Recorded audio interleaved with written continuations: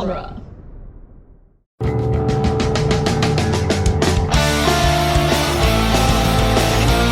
In the world of Hollywood, movies get greenlit and redlit. They get remade and rebooted. But we are the ideal. I'm Sam Gasch, and you are listening to Ideal Remake. Thank you for listening to Ideal Remake. We take movies that either have been, will be, or should be remade and talk about what the ideal version of that remake would be. Greetings. I am Sam Gasch, emissary of the Ideal Remake. Greetings, Miguel Pereño, now shut up. Tell me, please, is Small Soldiers a movie that has been, will be, or should be remade? Absolutely. You gotta pick one. Oh, yes. Sorry, what were the options again? Has been, will be, or should be remade? Should be. Okay. Sorry. There we go. I think that's probably accurate. I don't know if it's a will be, actually. Like, I know that Joe Dante, one of the two. Joe Dante, yeah. Joe Dante, it, like, has talked about sequels before. Like, that's a thing he's done publicly, right? I'm not sure. I don't remember, like, ever hearing about them. But I don't think it did very well. Incorrect. It didn't. Okay. It did. No, it did fine. The budget of the... Do you have a guess at the budget of the movie? Oh, no. Oh, interesting. This is a different number than we had after we finished watching the movie. No, it did not do very well. That's fascinating. Okay, so what did you think the budget of the movie was? 75 million? 40 million.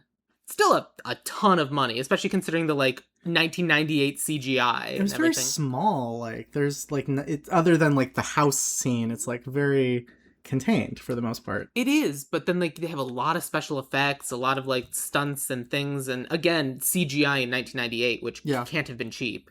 And then when we were looking it up, I don't know where the number was pulled from, but whichever one of my friends I was watching with looked it up and said, oh, it made $90 million. And that's like a modest success. Yeah. But that is not what IMDb Pro says. IMDb Pro says it made $54 million.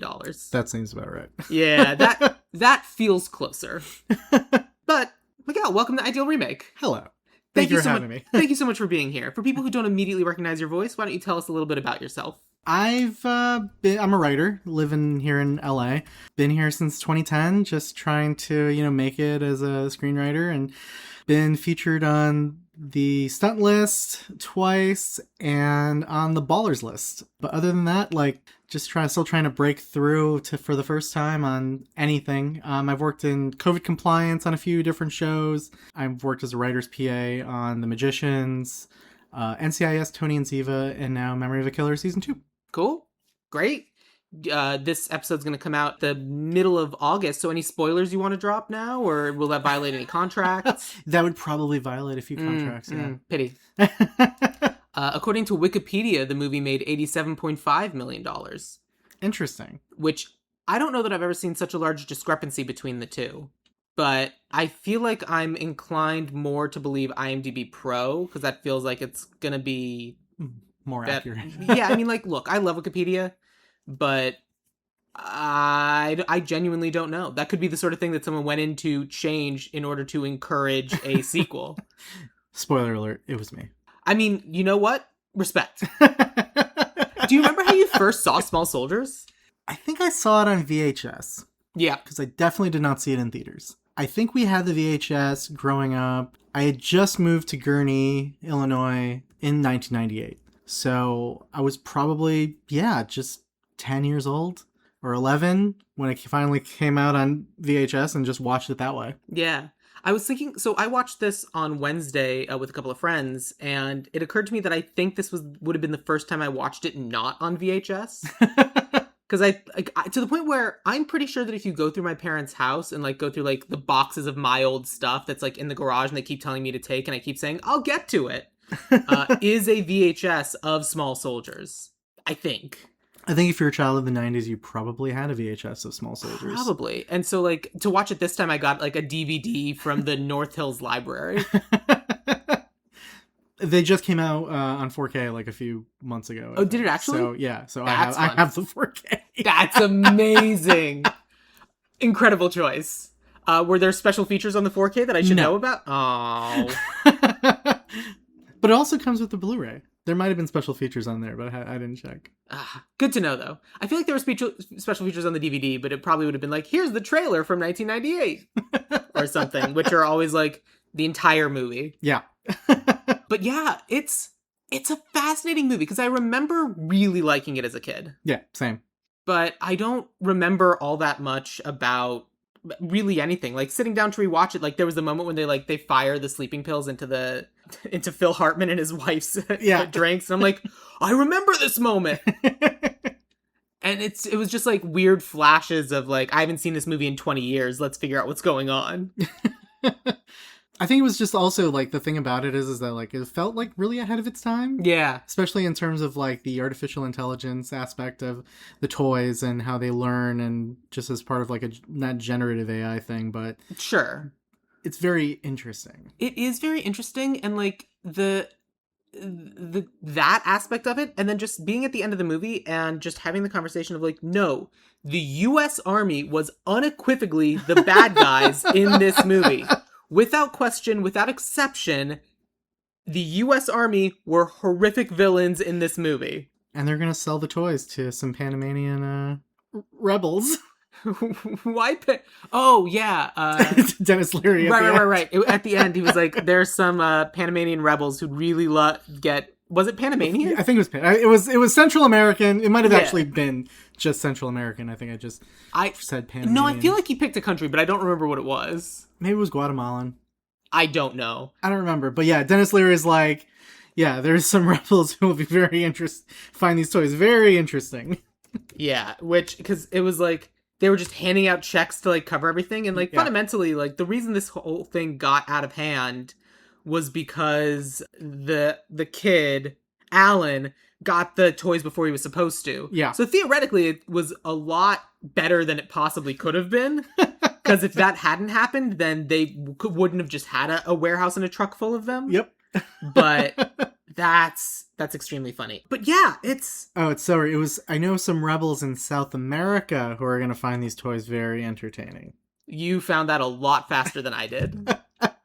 That's incredible. Okay, yeah. So, like, what even is this movie? It's Joe Dante being Joe Dante. Very much so.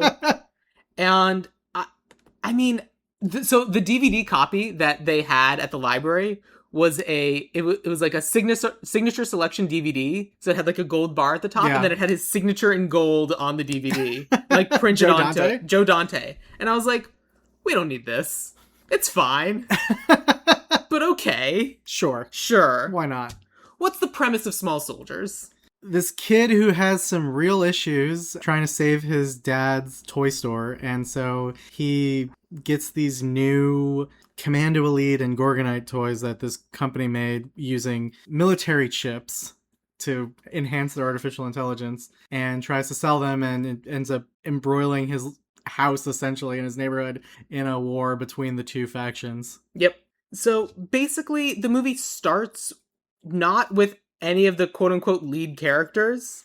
It starts with... Jay Moore and David Cross. Thank you. I was trying to think of David Cross and I couldn't get it. Yeah, I think the movie starts with David Cross, who has like the first line. So it's David Cross and Jay Moore work for a toy production company. Yeah. That got bought out by some giant conglomerate, and they have to go justify their existence to the CEO. Also very prescient. Also extremely prescient.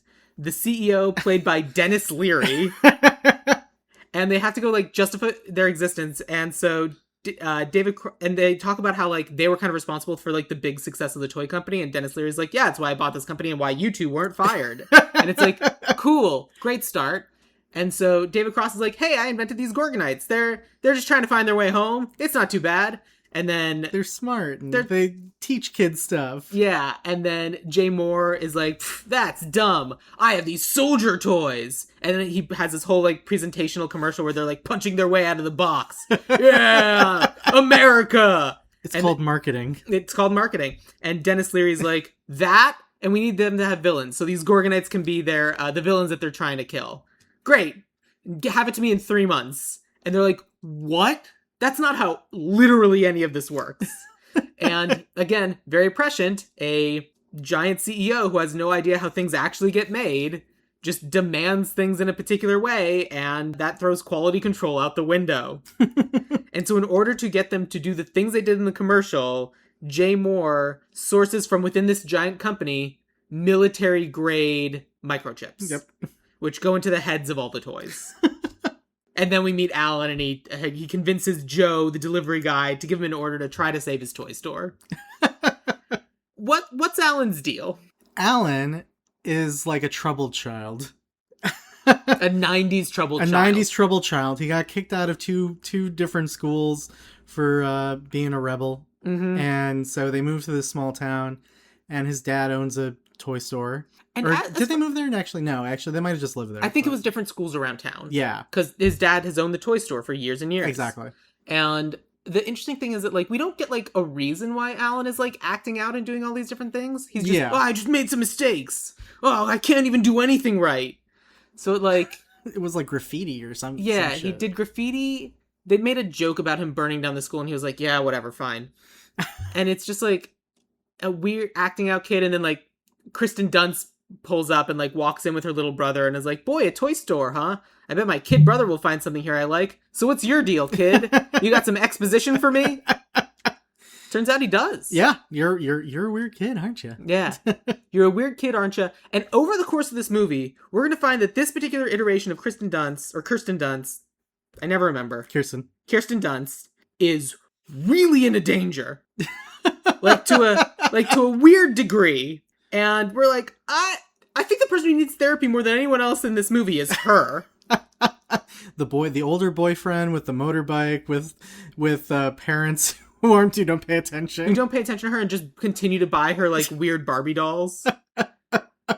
That she apparently doesn't even like. Yeah. And never liked. Well, but still has them on display. All over her room, because it feels like at home she has to be this, like, designer child of, like, yes, I'm the child that you want me to be at home. And then later she's like, I don't even fucking like these. Whack.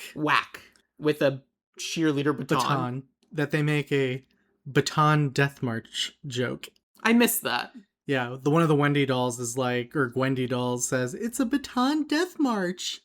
Sure is.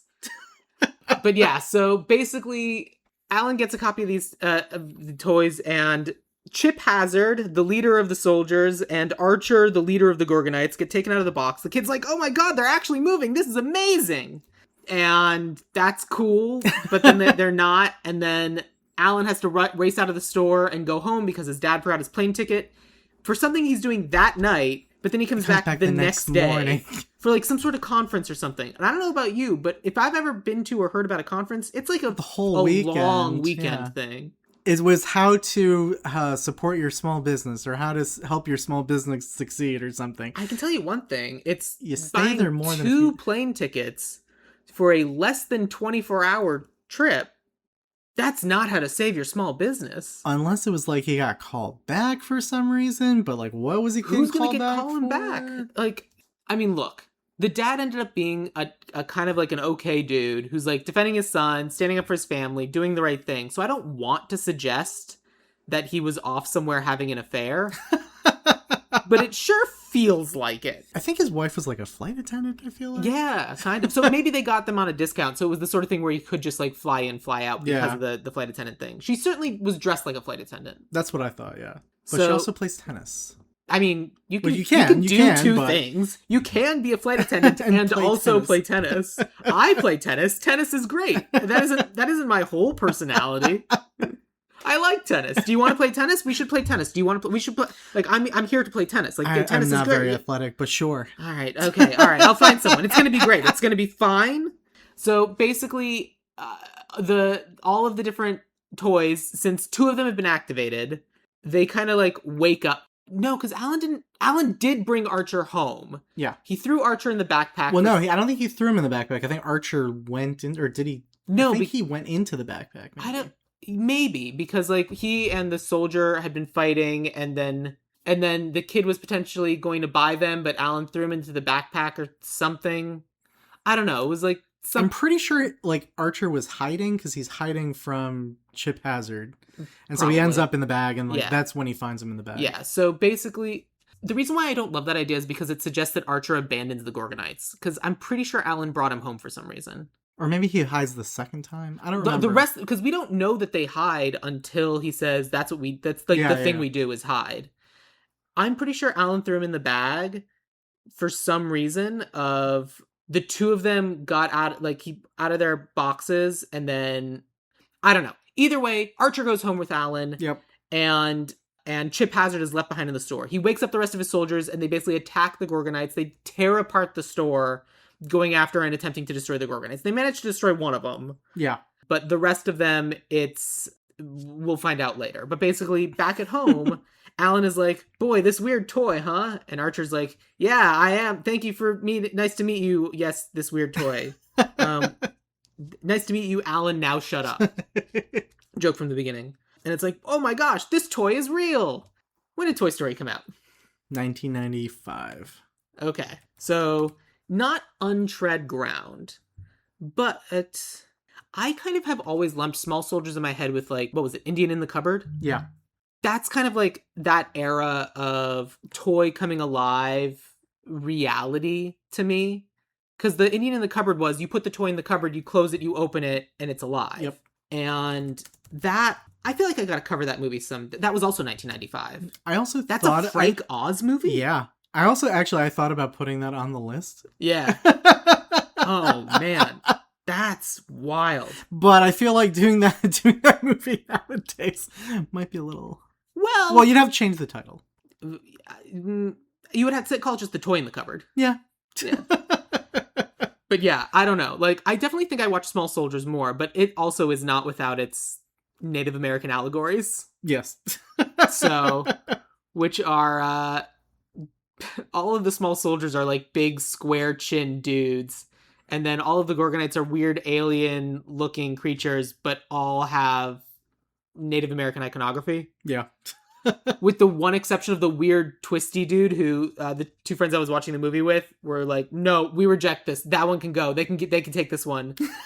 The weird babbling nonsense one, we hate that one. Can't remember his name. His name does not matter. And it's not going to be an IMDb Pro because in the credits, the Gorgonites are voiced by the Spinal Tap crew. Yeah. Which is insane. Why? His name was Insaniac. It was like Michael McKean was one of them. That Michael McKean was Insaniac, and he was Freakenstein. Christopher Guest was Slam Fist and Scratch It, and the Gwendy dolls were Christina Ricci and Sarah Michelle Gellar. Oh yeah, I've got something for those. Yeah, I realized I neglected to cast those, so that'll be interesting. That'll definitely be you. But yeah, it's interesting casting, but like it's definitely some stuff. Choices were made. A lot of choices. And so, like, basically, Alan gets back to the store. The store's been destroyed. And he's like, oh, man, someone came in and stole these toys. Joe's going to kill me because I can't steal the toys. Dad's going to kill me because the shop's been destroyed. Oh, no, this isn't even... I mean, this is my fault because I got the toys, but, like, I somehow messed up again.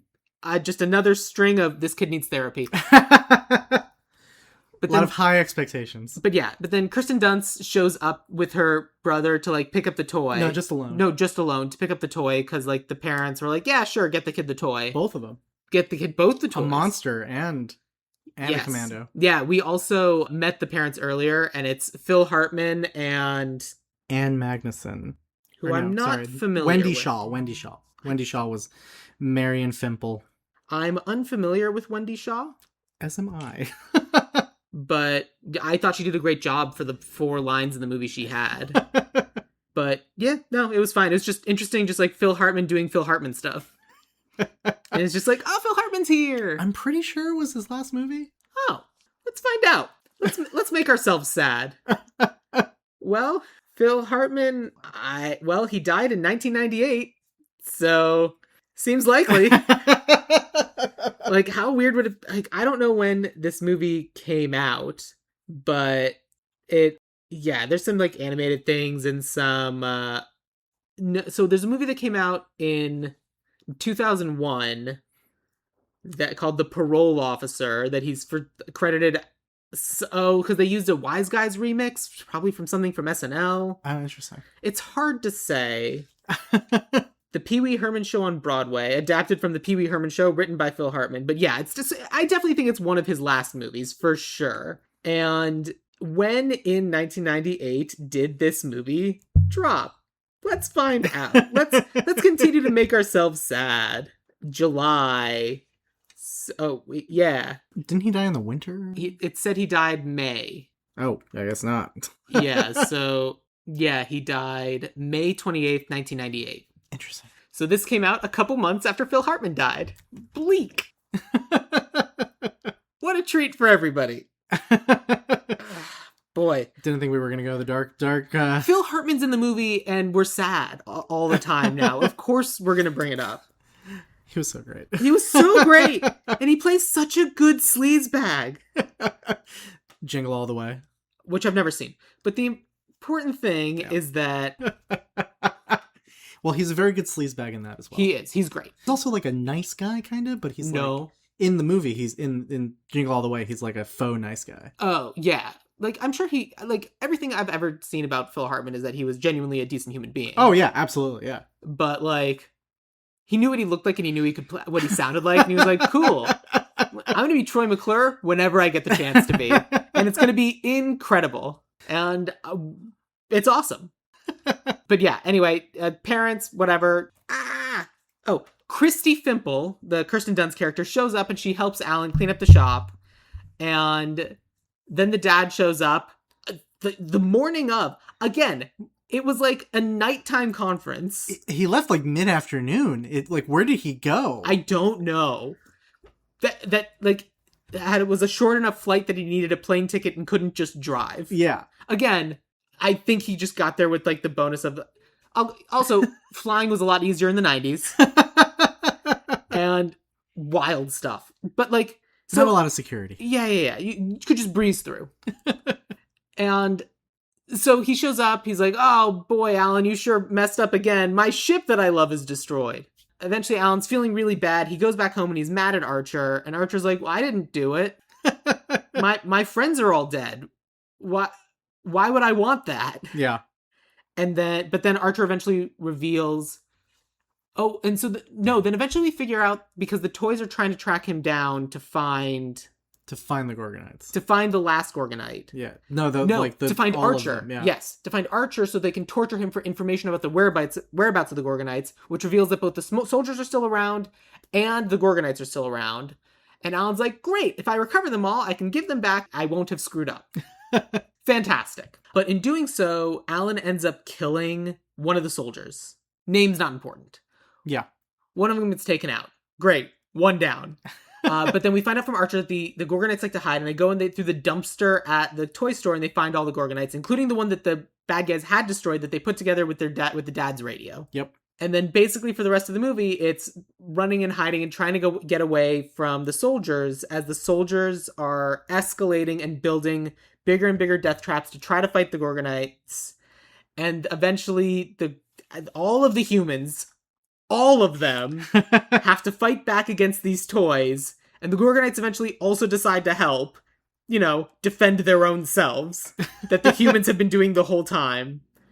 And it's this whole big epic battle, and eventually, they have to set off an EMP and to take them all out. Yep. What important parts am I missing? Because, basically after that, it's just action scenes. It's the other side with Larry and Irwin. They're trying to they get the call from... Or they get the customer service call that Alan calls the company. Because Alan says the toys destroyed the shop. Yeah. Can you spell lawsuit? And he's like, countersuit. Yeah. Jay Moore is very much countersuit. So they try to figure out what exactly it is that this chip does. Yeah. So they go to find Robert Picardo as the scientist who's very, very particular. And he's like, "You guys are idiots. This thing is amazing. It's the greatest chip. Except the EMP thing." Which also fundamentally is not that big a deal. The chip can't survive a nuclear explosion. Fine. Yeah. And it's at that point, we don't need it anymore. What are you talking about? But he built this perfect chip that's perfectly designed to function within the parameter of its programming and learn and grow within those parameters. Yes. But it can't stand up to an EMP. So therefore the military was like, nah. And the commandos also kidnap hold Kirsten Dunst hostage. Yes. So basically the commandos break into the neighbor's house to give themselves a viewpoint because they know the Gorgonites are at Alan's house. Yeah. And in doing so, they knock out Kirsten Dunst's Christy's parents, They tie up the brother, and then they basically ransack Phil Hartman's garage because he's like a techie guy and he has to have like the biggest, fanciest version of everything, which is why he has a giant satellite dish in his backyard. Yep. Because it's like, it's more powerful than the little ones you have on the roof. And that's why he was like trying to like chainsaw down Alan's dad's tree. And Alan's like, fuck are you doing? No. This tree is beautiful. This tree is beautiful. And also it's on my property. You don't get to just like, whatever. Phil's a bad neighbor. Phil's not a good dude. But yeah, so like, and then it's like they build all these crazy contraptions and different things. Cause like the first thing that Chip Hazard does is when he awakes all his soldiers is he takes one of their guns and he snaps it over his knee and he's like, these are going to be bad and they're not real guns. I'm going to throw this away and we're just going to like do this ourselves. And it's kind of awesome. Yeah. But so that's kind of the movie as it exists. But also, have you seen the short that someone made a few years ago? No, actually. I might pause this so you can watch this short because it's really, really good. Okay. Basically, it's someone made like a tee-up trailer teaser for a Small Soldiers sequel. Just someone spent a bunch of time animating this. Okay, cool. Yeah. I had forgotten that it existed, and then Presley showed us after the movie, and Zach and I were both just like, oh, that's really good. It's 3 years old. Just gonna say, come here and watch this. No, seriously. That's not gonna help, but like, just back to it. Yeah. But yeah, so like they had this thing 3 years ago where it was that like it feels like a Small Soldier sequel's kind of being teed up. Yeah. The sequel reboot kind of thing. And it looks really good. Yeah. It looks pretty good. Pretty cool. Yeah. And it's like, it's not the Gorgonites, it's the Necronites. Yeah. Because like every time Joel Dante's been asked about, or Joe Dante, keep doing that, has been asked about, like, well, did the Gorgonites make it? He's like, yeah, they made it to Gorgon. Every single time he's been asked, that's always been his answer, which I love. Yeah. And because the interesting thing is that, like, there was the whole recall, and they recalled all of the soldiers. And when the soldiers, like, got in the truck, like, it was a truck full of soldiers. Yeah. But we don't know what happened to literally any of the other Gorgonites. Presumably they all got destroyed, which sucks. Yeah. But this crew made it, and eventually an EMP gets set off and knocks out all the soldiers, and the Gorgonites survive because they were hiding and they hid under the knocked over satellite dish. So knowing that the original movie exists in the world and the short exists in the world, what are we going to do? We are going to figure that out.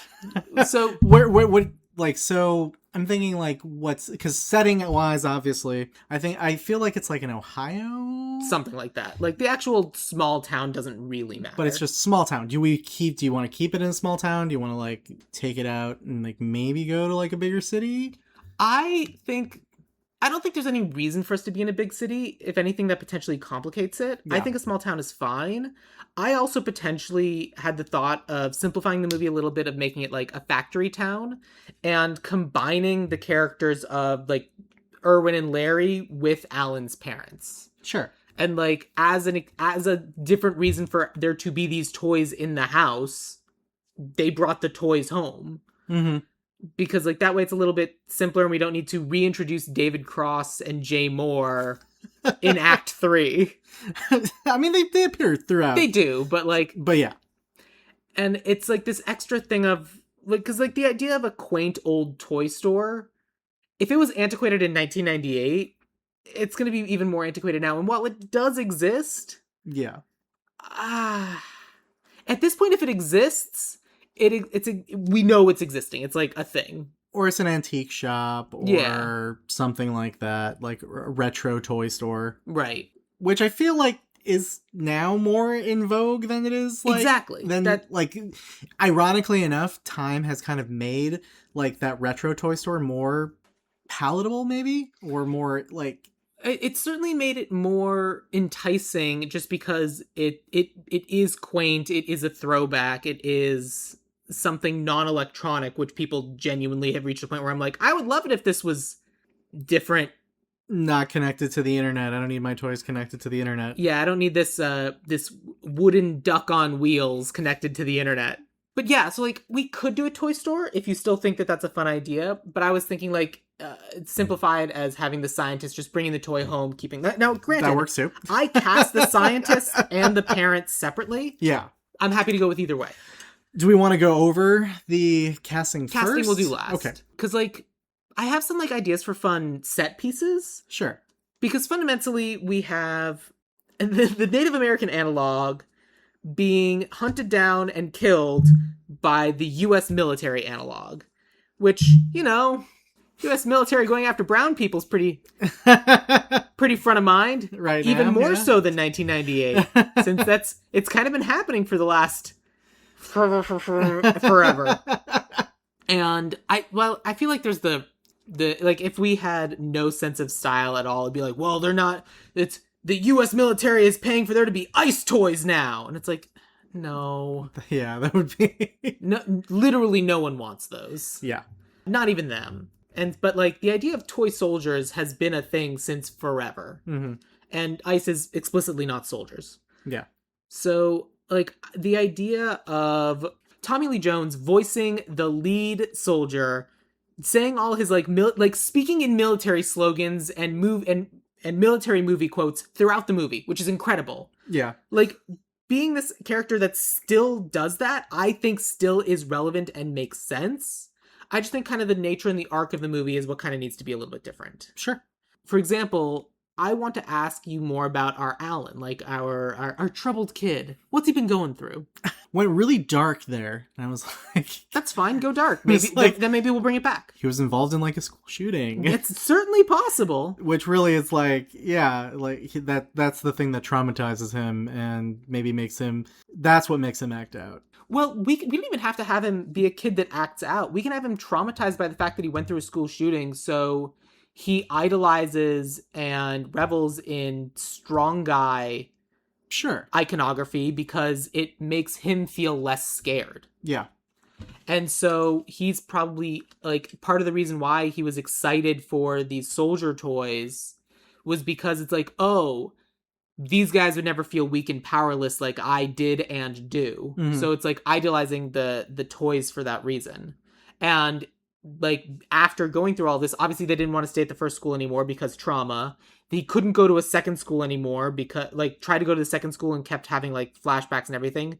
And so they're trying a third school that is a lot more like a private school, hands-on, touchy-feely, different things. And now he's acting out because it's like, the processing of all of it is going very poorly. Yeah. I mean, I know most of the story originally takes place over the weekend, but I also thought that it would be interesting to have, like, something happen at the school, maybe.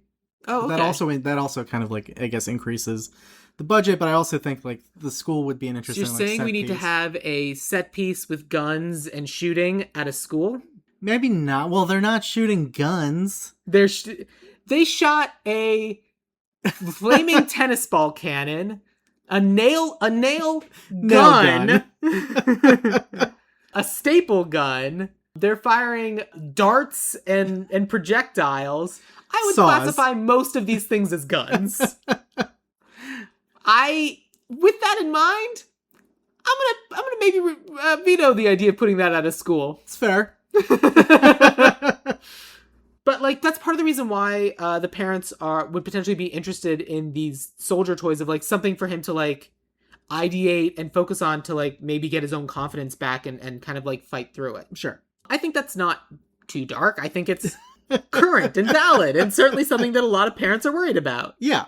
But then I guess where the question is, like, who's developing the toys? Who are, how do they get the super intelligence? Is it artificial? Is it just AI? Is it like... I like the idea of it being a military chip because of it. Because, like, it was true in 1998 and it's even more true now, of just these giant corporations that just gobble everything up. Yeah. Like, you have your Viacoms or whatever's where it's just, like, all these different kinds of, like, industries and things, and they're trying to just become the entire economy themselves. Yeah. It's their Mortal Instruments giant robot city things. I don't even know if that's the right one that I'm thinking of. Yeah, I think that's what it was. Yeah. Where it's like the giant cities eat other cities or something. And, like, that sort of thing. And I think that's still true and that's still valid. 100%. And I think being a part of the company and being a part of that culture and, like, being forced, and, like, where these companies are constantly firing people just because they're bad at business and it's the biggest number on the profit and loss, And a good company would know that that's not how you... Whatever. I have a degree in economics. It's fine. Literally none of the people who run these companies do. They're all idiots, and it's bad, and it just makes the product worse. It's short-term gains for long-term pains. Whatever. But that is how these companies operate. And so in order to justify keeping their jobs, they're willing to do anything, and they like break the rules in order to get these chips, which are the most powerful chips. And I can't imagine why a company that provides the military with things right now would ever try to put AI onto a chip. That's not something that's happening. Or not even AI necessarily. It is a learning, because AI is a marketing gimmick. Yeah. A learning module into the chips so they function within the programming. And it happens to be that for the first time, they actually managed to get it right. Sure. Surprising everybody, including themselves. Which is why I want all of the toys to be destroyed at the end of the movie so they can't do this anymore. But that's separate. Spoiler alert. Spoiler alert. We spoiled it months ago. Like when we were talking about South America, that whole thing. Spoiler alert. Yeah, like I think that aspect of it still fits. Yeah. But like, I guess the parents would work for the gigantic megacorp. So part of the reason why I think we can justify keeping it in a small town is because we can make it a factory town, and it's a factory where they made toys. Sure. And so this whole town technically got bought because like the whole town is kind of the factory town. Mm-hmm. And so this company bought it. And so they're all just like, well, if we don't work at the factory, there are no other jobs here. So we're willing to do whatever we wanted, whatever we can, because we're trying to like not like freak out our child any more than he already is. Yeah. And I think that is valid because I think that like the parents are decent parents. Yeah. They're just doing what they can for their kid. 100%. Yeah, they are. I mean, it's very funny to see the contrast between Alan's parents, who he's like the troubled kid, and then Chrissy's parents, where it's like, well, I guess she's also kind of troubled, and that's what brings them together. She's secret troubled. And yeah, we didn't even talk about it, but like eventually in the movie, what they do is they take the fallen soldier guy, and Chip Hazard cracks his head open, takes out the microchip, and plugs it into a system that they use to basically like activate all of the Gwendy dolls. Yeah. They basically like imbue them with life, which is crazy because those dolls don't have any like chips processing or programming. So it's very much 90s science fiction mumbo jumbo. And so like I have another pitch for that. Okay. Yeah, it's very much like they're doing the different things. That's why they like the dolls all attack Christy, and then she starts taking them all out and destroying them because they're a menace. Here's one of the things that I was kind of envisioning because like sure. I like the image where Chip Hazard cracks the head open of this other soldier and takes out the chip is one of the things that you remember from this movie. And so I think we need to do that again. Sure. However, what my pitch was that instead of having him use it to like activate a bunch of dolls, they'd already destroyed one of the Gorgonites earlier, and they've already kind of proven they can kind of like assemble and put things back together. My pitch was that they assemble and put the Gorgonite back together, but they take out the Gorgonite chip, break it, and replace it with the military chip of the soldier that died. Sure.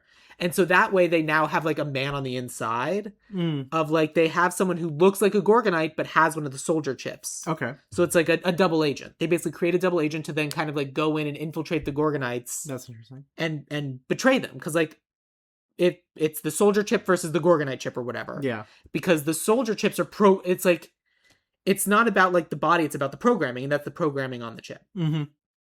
And I just thought that'd be a fun new twist on that kind of imagery.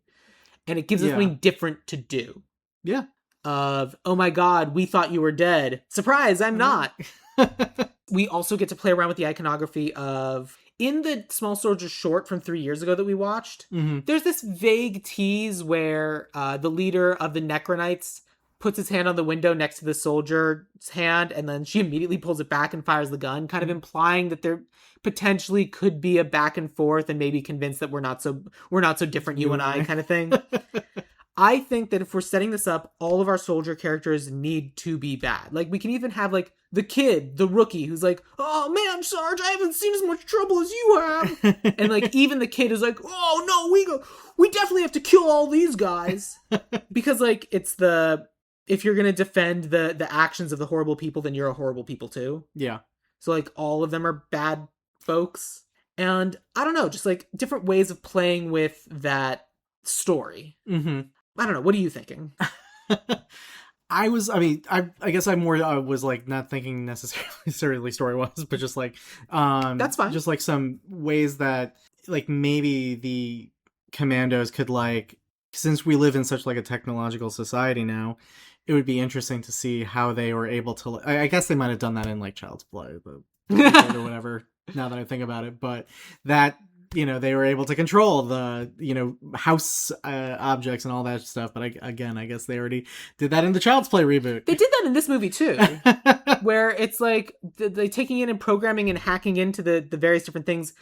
But like Child's Play reboot, is he? I haven't seen it. Is he specifically like hacking into all the different things around the house that have? I think so. It's been a while since I've seen it. Or is he like taking over a toaster? I think I'm pretty sure it's like that Simpsons episode where everything with a chip like starts going nuts. Right. And like that Futurama episode and like this episode and like that episode. The Simpsons did it and everything. Sure. But yeah, just thinking along something like that. Yeah. There's no reason why we can't do that. The Chip Hazard character literally speaks in movie quotes the entire movie. Like he says, I think he says, I love the smell of like plasticine or something in the morning. Yeah. Like he speaks in movie quotes the whole time. There's no reason why he can't also do a Child's Play thing. Yeah. Of like they're fundamentally just like oh, one of them breaks and starts sparking, so it like they start sparking into the refrigerator that has the microchip. Yeah. This thing, that thing. And it's just like figuring out different ways of turning electronics against us. Mm-hmm. But if we have that and the Gorgonites are fundamentally the same, you can have them start doing the same thing, because it'd be really funny to have an entire kitchen fighting itself. That would be really fun. Like, fundamentally, like, this is a movie about crazy set pieces, right? Yeah. And that's certainly one of them. Yeah. The house scene at the end, I think, is one of the more fun sequences of the whole movie, since it is the climax. Yeah. With the tennis racket, the music at the beginning, although that whole thing is a little dated with the Noriega joke. Yeah, I mean, they also play, what was it? They played Flight of the Valkyries at some point. Yeah. The dun dun dun dun dun dun dun dun dun, and it's just like, yeah, we're going for it. We're doing a Vietnam War over here, I guess. Or whatever. But like that kind of thing is what's happening, and yeah, give us all the set pieces. Like, you want them taking over electronics? Like, I think our version of the Gorgonites is going to figure out, oh, wait, we have the same kind of micro... Once they figure out that one of them was a spy and they take it down, they're like, oh, wait, everything that they are capable of doing, we're capable of doing. We don't just have to hide and lose. We can fight back in the exact same way. Yeah. And so that's when they start figuring out that they can. Yeah. So what other fun set pieces were you imagining? Well... I mean, if we don't do it at the toy store, obviously, we can do like something else. Like, I guess maybe it could be fun to be like a computer store, maybe. Sure. And look, if you want them taking over an entire fleet of Waymos, so be it. They did that in the show that I worked on. Oh, did they? Yeah, whereas like the autonomous driving cars, they started attacking the main characters. Good. I want everyone to think those cars are stupid and bad. I want that company to fail immediately. Let's do it again. Yeah. But okay, I mean, we know it's been done, but like fundamentally it's like it's pretty easy stuff. Like they take over all the cars with microchips. You can even have them like, let's say they're threatened with the cars with microchips, and one of the first things that the Gorgonites realize that they can do is they also can take over the same cars. So instead of taking over the cars, they kind of force all the cars to go back and like clear space, and that way we have this big, massive parking lot, empty space for this giant fight scene between all of the like toys and the electronics and the manufacturing. Yeah. So instead of it being just like Blues Brothers, where it's just a bunch of cars piled on top of each other, they end up like kind of overriding and forcing all the cars out of the way so we can actually fight with fight hand to hand the way the manufacturer intended.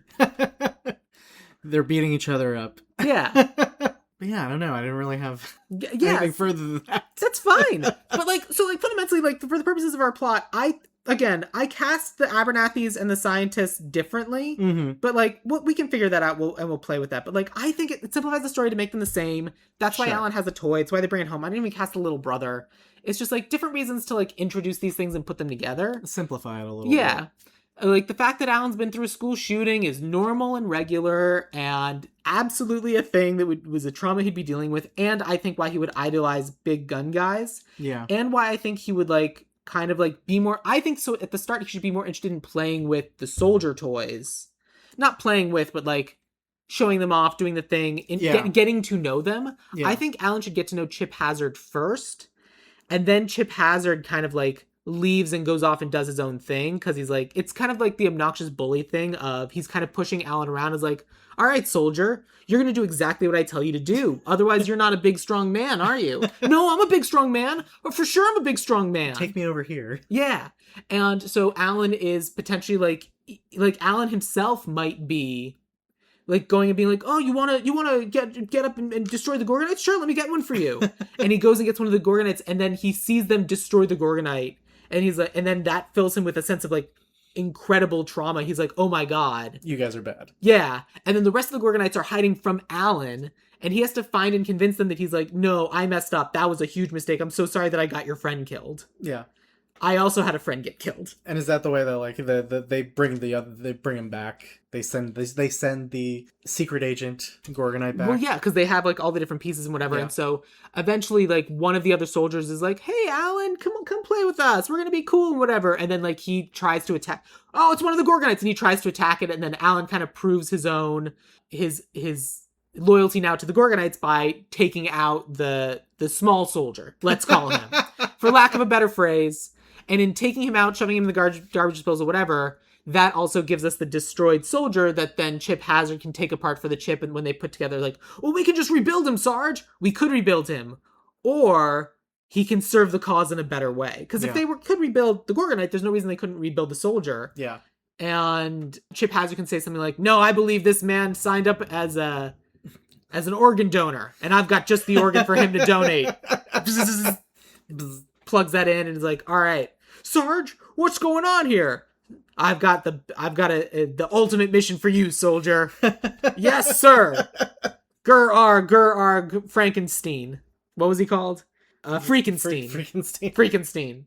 Argatron or something. It was Freakenstein. But he had like two names. Yeah. Oh, yeah. He had this original name and they called him Freakenstein. Right, because they put him together like a Frankenstein. It was like Gargoth or some random garbage. And so that's kind of our arc, and then we get to like, oh, big battles, doing big electronics, taking over things, fighting each other.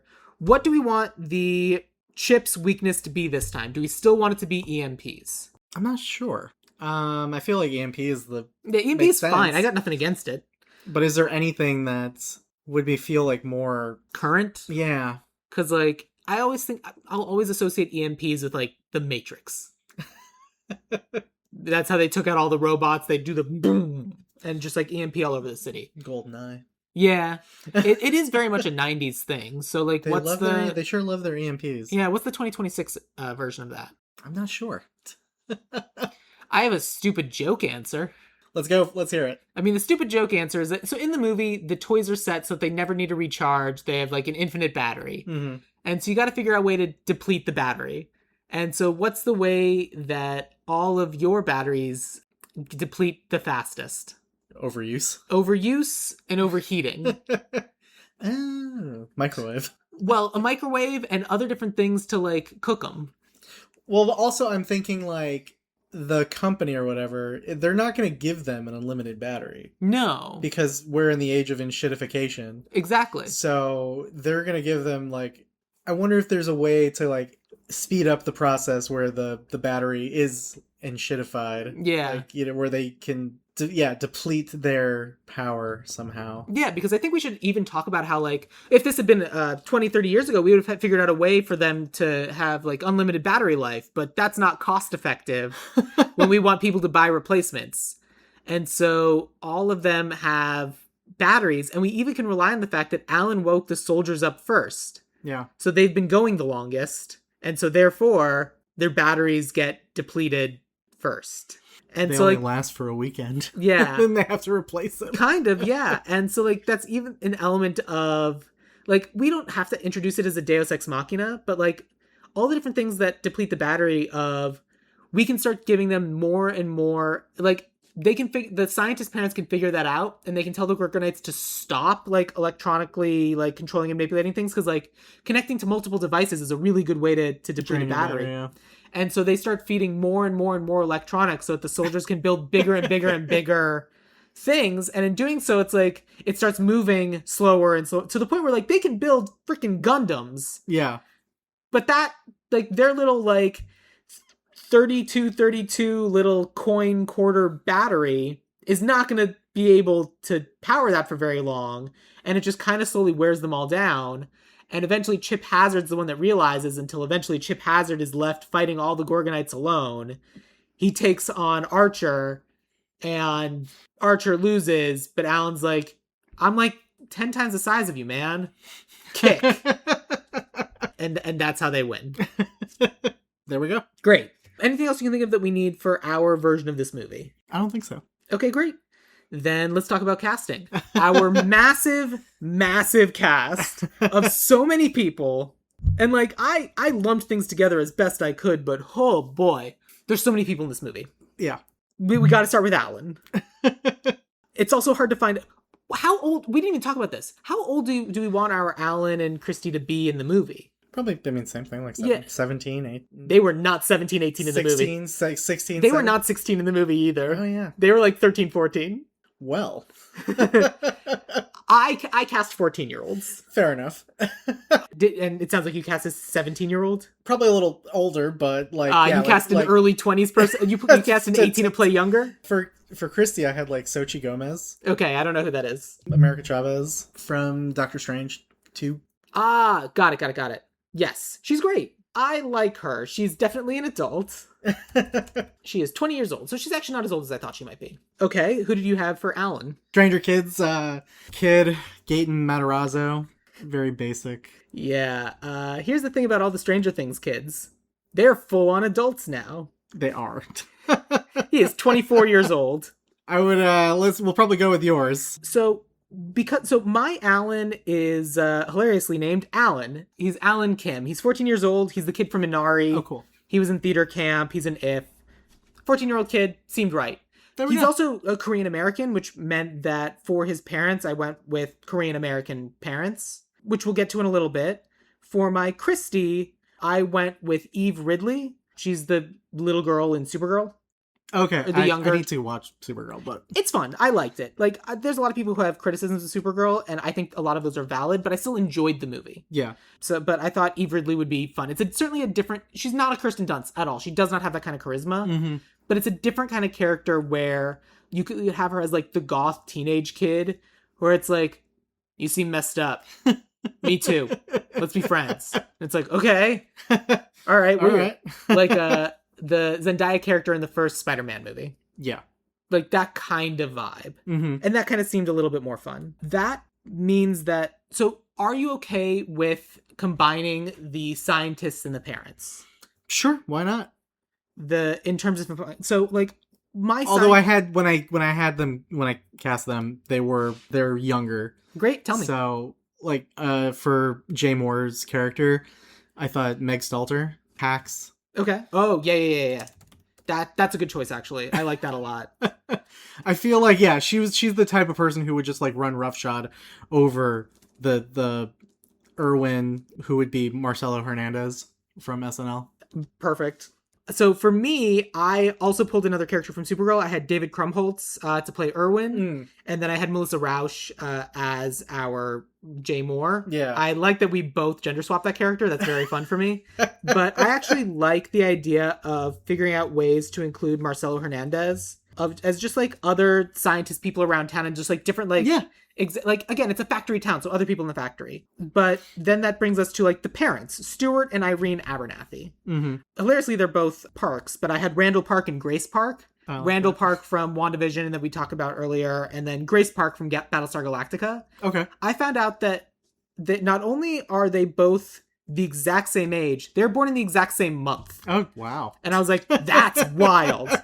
And I think they're both like early 50s. And for a lot of people, like having children in your late 30s, that's fine. Late 30s, early 40s, whatever. And they seemed like a good set of parents for Alan Kim. Yeah. Did you have people for the parents separate from that? I don't want to. I mean, well, I don't want to disregard. it wouldn't really work just because No. the characters, but like Paul Walter Hauser He's always great. and Alana Glazer, for Also the mom. always great. So I thought that That's would be a a lot weird of fun. couple. That's a weird couple. That's like one of those things where you're like, how did you two get together? How do you work? What is this? That's very funny. And then for Christy's parents, since obviously Hispanic, it would have been like Michael Pena and Aubrey Plaza. Also probably Right. another thing where it's like, how do you work? Yeah. But I thought Aubrey Plaza would be funny as like the drunk mom character. Yeah, which is, I had kind of a similar vibe. I suggested Olivia Munn for the drunk mom character. And then I had Dave Franco as like the, I'm the crazy dad. Actually, the one thing I was going to bring up is that it would be funny if like Phil instead was a prepper. Oh, great. I think that's so good.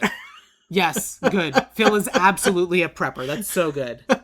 I also thought it was funny in the original movie when like the loud music is like blasting from the commandos and the whole neighborhood's just like, ugh, it's Phil again. Yeah.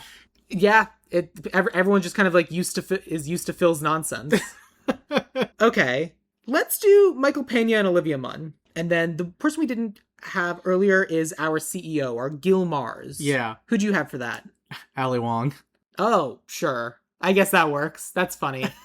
I wanted someone who is secretly one of the wealthiest people in Hollywood for the joke for me, and who we don't see in live action all that often, but you put that guy in a suit and you're like, yeah, I get it.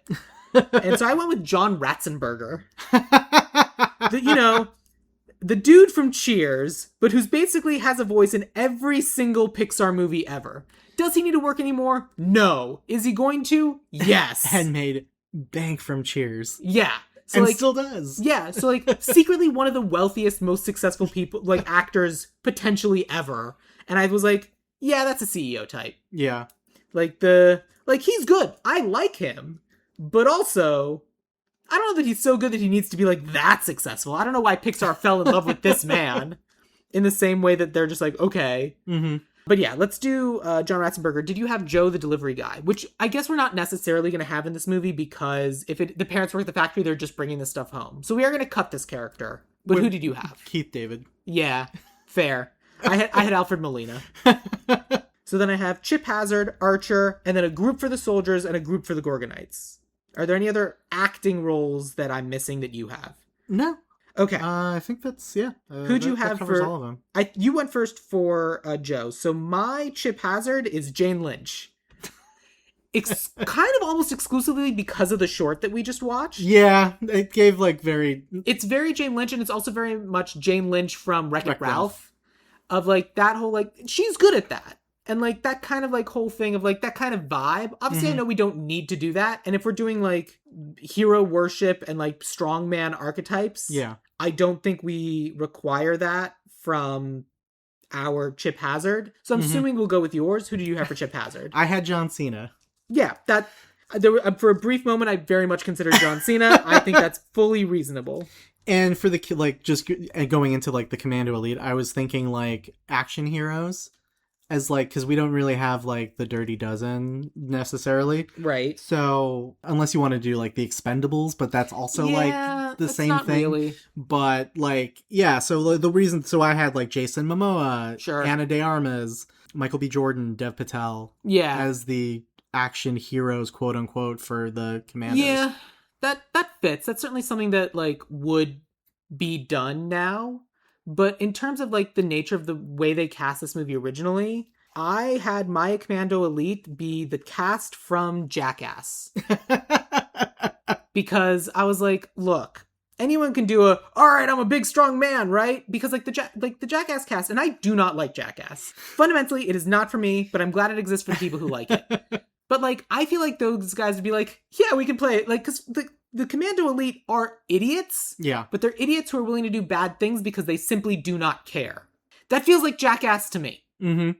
And so that kind of felt like the nature of, like, I don't necessarily need them to be recognizable voices. Sure. Chip Hazard should be. But I don't know that we know Johnny Knoxville or whatever the fuck. I don't know that I know what his voice sounds like. Yeah. But finding out that the soldiers are Jackass, I think that's kind of fun. Mm-hmm. So I would push us for that. But that brings us then to Archer and the Gorgonites.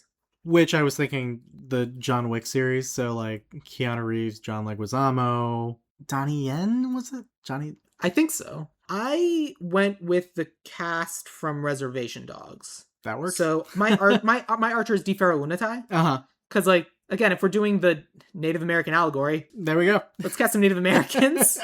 So DeFaro Lunatai is Archer, and then the rest of the Gorgonites is like the Reservation Dogs cast. Sounds fun, yeah. Yeah, that feels right. Yeah.